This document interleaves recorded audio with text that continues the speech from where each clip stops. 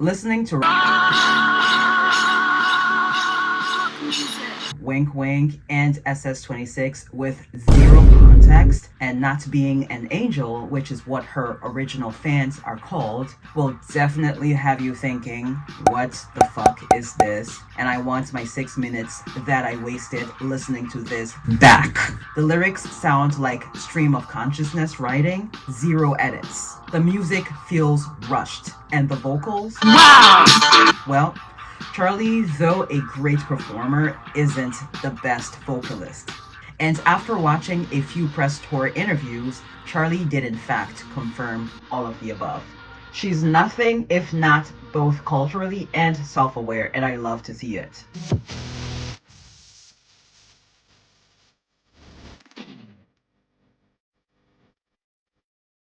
It has been 2 years since Brat exploded onto the scene and shifted culture. So I suppose it was about time for new music that wasn't a movie soundtrack from Charli. However, considering that Brat was a double project, so the original album and then the remixes with all these other people on it, and then she just released another album earlier this year for Wuthering Heights, which, by the way, I think was a bit of a palate cleanser and I very much enjoyed, perhaps even more than Brat. I did not think we would be hearing from Charli for at least another year. I was wrong and right at the same time.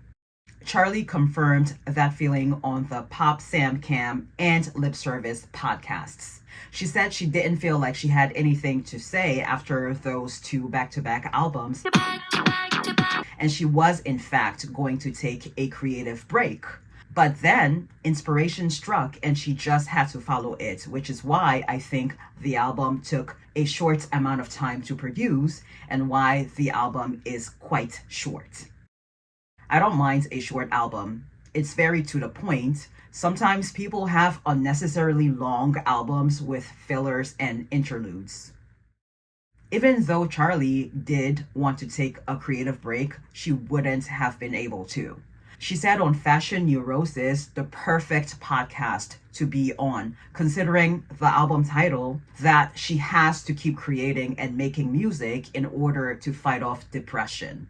Basically, create or die. Dance or die. And in a twisted way, it's to our benefit because we get fed. Although, I will say, I'm very pro artists taking as much time as they need away from the public or whatever in order to heal whatever it is that's bothering them.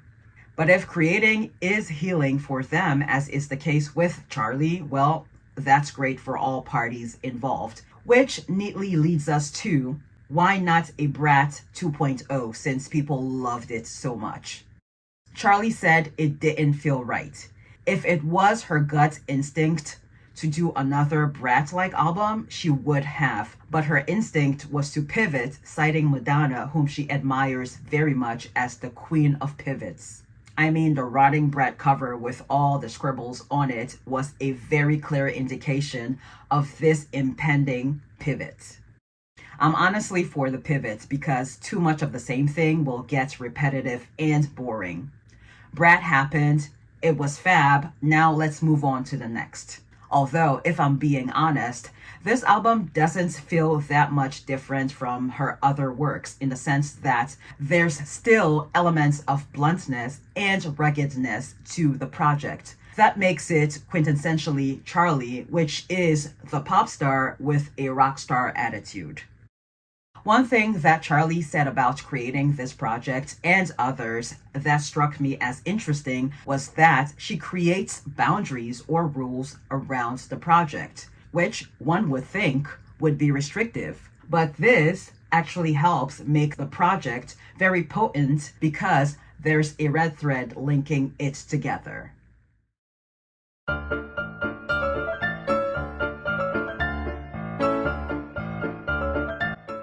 Music Fashion Film is the title because Charli said on BBC Radio that those are the 3 popular pillars of art, and those are the 3 she finds the most inspiring and finds herself engaging with the most, so that her life has become about them. Not that she's an expert at all of them, though. As far as the order goes, Charli said it felt rhythmically right for it to be that way. Music, fashion, film, and any other way would have sounded like a degree. For me, I thought the order was so because obviously she's a musician first, and next, a fashion girly, even though Charli has admitted to sometimes having bad style. And lastly, more recently, she's been in a little indie project called Europcha, and also starred in her own movie, The Moment, and then obviously her songs have been used as soundtracks in various movies. See this video of mine for more details. And the overarching theme of this album is simply to create without any expectations or thoughts of the consequences. Just make stuff, regardless of whether it's bad or good. And that sentiment is evident in the songs. She wrote this album in Paris during Fashion Week while also dressed up Parisian style with her two friends and collaborators, A.G. Cook and Finn Kin. A change of location from where Brat was made for a polar opposite project. Charli explained that while Brat was very conversational and blunt, hence the cover art of the now iconic bold lime green with a pixelated font that looked like a mistake, music, fashion, film is more of an explanation of the process of making the album, hence the lead single, Rock Music, in which she sings about she and her friends being so inspired and making stuff together and moving on to the next. Yeah, we're on to the next. And making rock music, which is a way of saying the music she's making isn't exactly electronic as previously, but has some analog elements to it. She made it clear that music, fashion, film is not a rock album. It's a Charli XCX album. Suddenly, Beyonce comes to mind when she said on an Instagram post 2 years ago that Cowboy Carter was not a country album, but a Beyonce album. I love that the music video for Rock Music is in this saturated newspaper black and white, very British rock and roll adjacent / Tumblr / grunge. I mean, that was the point of the video. Extreme variations of rock and roll tropes, as the director Aiden put it. However, we don't get to see the outfits Charli is wearing in their full glory in color, but that's what the behind the scenes with Loïc Prigent is for. Also, how meta was it that there's a line about nerve damage in the song, and then she threw her back out during the filming of the crowd surfing scene in the music video. So in this shot where she's wearing the Steve McQueen inspired neck piece, she's actually unable to move much. Art imitating life. Also, Charli forgot she's not 20 anymore and cannot crowd surf without first stretching. Anyway, Charli followed up that single with SS26 or Spring Summer 2026. So naturally, a runway shaped like an X for XCX and fierce catwalks were in order for the music video. It's hard to believe she's never walked in an actual fashion show. She's such a natural. I believe this video was her manifesting that into existence. She explained that the song is about persona on the internet and the pressure and obsession to always be morally correct or on the right side of every conversation. Then she zooms in even further, putting the focus on herself and the things she could use to help her be more, quote unquote, morally pure, like perhaps leaning into her Indian heritage more or stop smoking. I can't even with how brilliant this is because she's not exactly pointing the finger, but more so making a comment on how we all navigate being online. I think there are levels to this though, of course. There are the ones who do the opposite of what others are doing in order to rage bait people. Some others are people pleasers who won't be caught dead saying anything negative about anything or anybody. And if they do, they apologize before saying it to soften the blow. And then there are the ones who only get brave and say things only when others have already said it. This is why content feels repetitive sometimes. It's the dog piling of it all. It's interesting to witness. A great example is the recent discourse about Ariana Grande's body. This is a great segue to encourage you to subscribe because my next review is for Petals. So if you don't want to miss that, well, you know what to do. Anyway, when SS26 was initially released, the internet interpreted it as it being about the end of the world. People take things too literally and then want to be the first to post. Extra loud and wrong, thereby exemplifying the exact point Charli is making in this song, which I think is funny. The same way I think it's funny that when the cover art for the album was revealed, some people said that she had quote unquote 3 random dudes on the cover. Even if you don't know who these men are, it's safe to assume they each have something to do with each element of the album title. They are not random. I recognized John Kill immediately having watched the House music video. So that was the representation of Charli's main music influence, having admired his work with the Velvet Underground for a while. Martin Scorsese, I have obviously heard about because Goodfellas is one of my favorite movies, except I haven't bothered to go searching for pictures of him, so I didn't initially know that was him next to John. Same thing with Marc Jacobs. I haven't bothered to look up pictures of what he looks like, even though his perfume, Decadence, with its very unique packaging, is one of my favorite perfumes. All 3 of these guys make up Charli's holy trinity, if you will, her way of honoring 3 people who she respects and is inspired by in each of those 3 pillars of art. 3 people who have found their way to the center of culture at some point in their career by not trying to get there, much like Charli and Brat, although with how spectacular the marketing for Brat was, there was some trying. Some effort was involved. The album cover for music, fashion, film is the representation of the art that has made or influenced the artist. My version of that album cover would include Michael Jackson as my music influence, Jordan Peele and Ryan Coogler for film, and perhaps Kimora Lee Simmons for fashion, even though I have never owned a pair of baby fat jeans in my life because those suckers were beyond my budget in high school. But I can't think of any other designers except maybe Virgil Abloh. I am not a fashion girly and I find shopping for clothes tedious. I suppose I could replace fashion with books and then have Chimamanda Ngozi Adichie on there. Back to SS26. It is also about the public's thirst for glamour entertainment in the midst of chaotic times such as these, but unfortunately the entertainment cannot change things on a grand scale, as is mentioned at the very beginning of the music video. La mode va pas nous sauver, mais let's go on one way and walk. My interpretation of that is that we are forever trying to blame someone else for our misfortune or looking for something outside of ourselves to help cure our depression or soothe our anxieties or whatever else. Meanwhile, everything we need is within.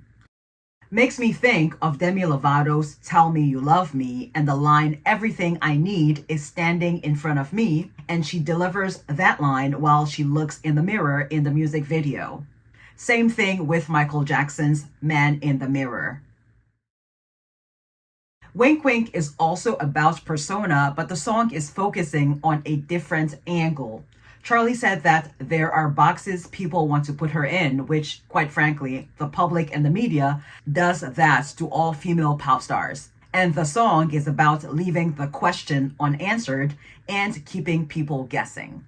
I have said previously in another video that it's basic psychology for us to want to categorize things or people because that's how we make sense of the world. But the irony of it is that we are also very complex and no one is just one thing.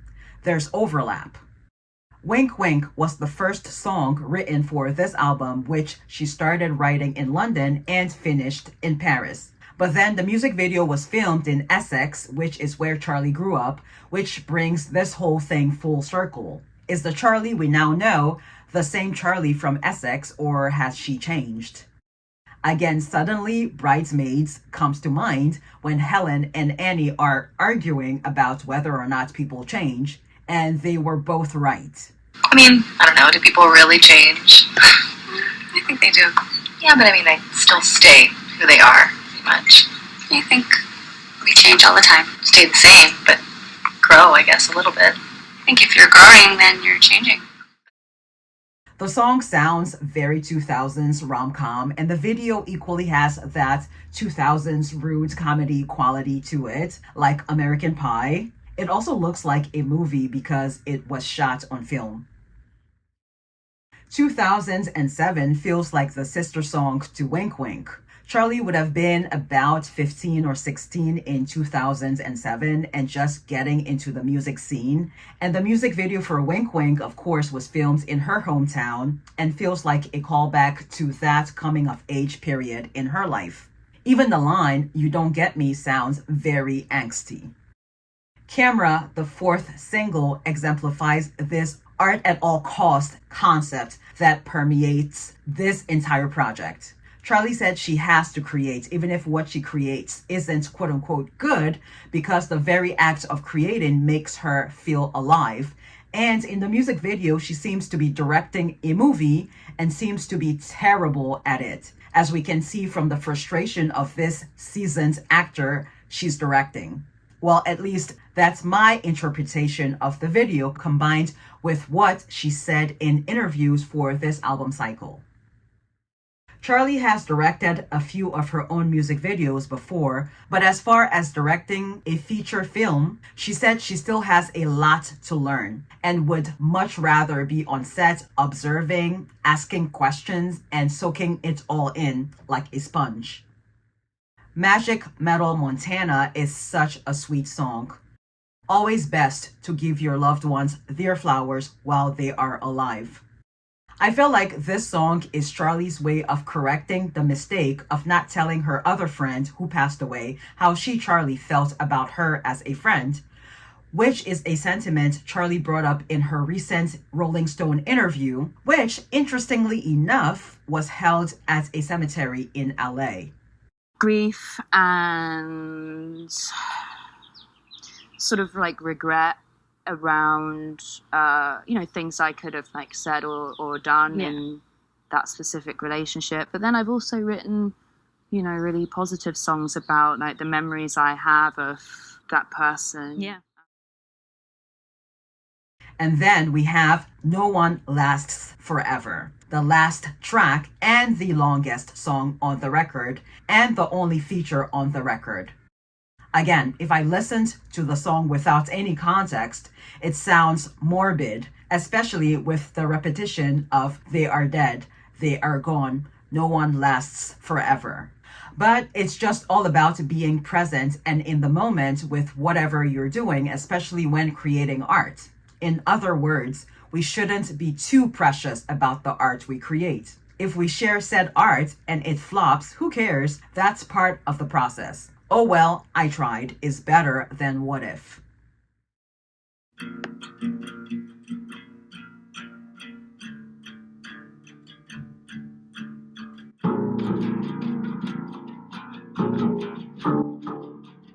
I think the four singles did a great job of underselling the album because I enjoyed the other songs on the album far better than the singles, with the exception of SS26. In fact, 2007, I'm Afraid, Card Declined, and Yeah are my absolute favorites.